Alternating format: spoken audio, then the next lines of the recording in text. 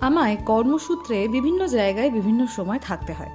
সেক্ষেত্রে আমি যেমন রোদ, ঝড়, জল, বৃষ্টি সেগুলোকে অনুভব করি, সেরকমই কিন্তু প্রকৃতির সৌন্দর্য হঠাৎ করে আসা কোনো সুযোগকেও অনুভব করি।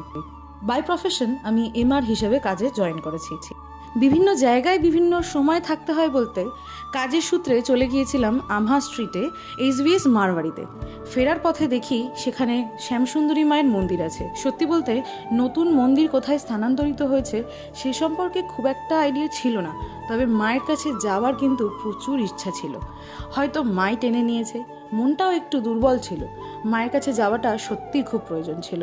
মায়ের কাছে যখন গেলাম, যখন মন্দিরটা দেখতে পারলাম, এক মুহূর্ত সময় না নষ্ট করে সবার প্রথম মায়ের কাছে দৌড়ে গেছি, শুধুমাত্র মাকে একবার চোখে দেখার জন্য, তার সামনে একবার তার চোখে চোখ রাখার জন্য।